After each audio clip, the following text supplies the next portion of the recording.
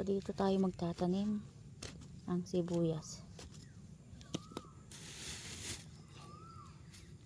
Kailangan lubog yung kanyang pinaka puno. So dito. Yan.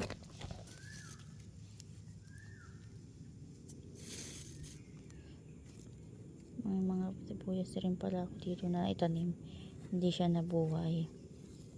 Nabuhay pala. Kinain siguro to ng langgam. So yan. Muna natin sila. Kailangan ay takip. So bawat space sa akin dito ay mahalaga. Kaya nilalagyan ko siya ng sibuyas. Yan.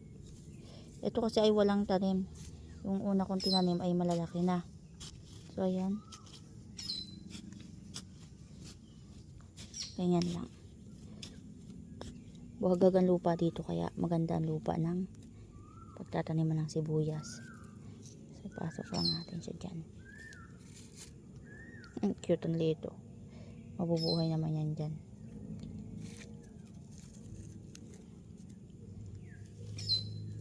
Basta meron silang mga ganong kalaking gap, pwede na yan.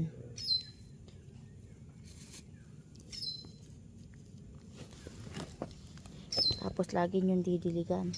So takpan natin. Makita nyo sa isang linggo tubo na to. Yan.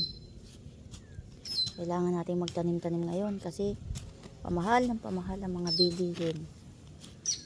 So ayan nga yung aking pananim mo. Nanggaling pa yan ng Nova Ecija. Nagawa kasi ang nanay ko dun sa kasal. Tapos doon mura kasi andun yung taniman.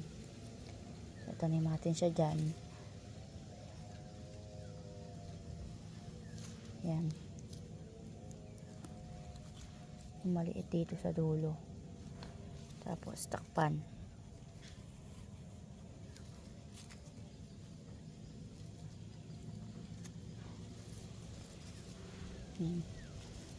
Ganyan na pagtanim ng sibuyas. Sa alaga, syempre, halagaan mo ng dilig. Ganyan. Maganda dito yung lupa ko kasi binili ko yung lupa nito. At talagang pinataba ko yung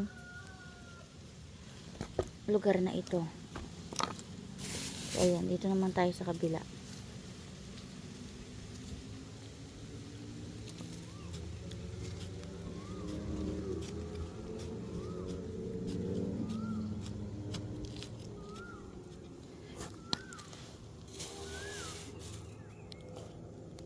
Mahal daw ang buto kaya yan ang tatanim natin. Yan, maraming nabilang nanay ko doon. Kaya yan,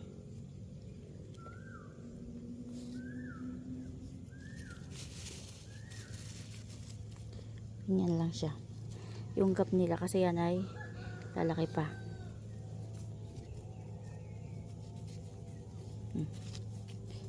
Sa isang makikita nyo yan ay buhay na.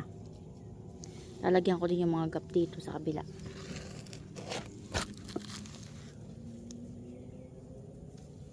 So yun. Gusto ko nga magtanim din ng bawang. Kaya lang ang bawang ay mahal.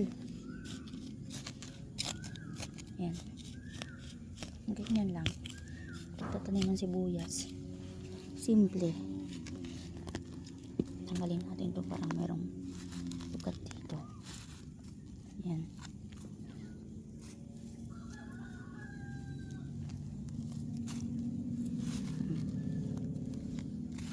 Tanim natin siya dyan. Ganyan.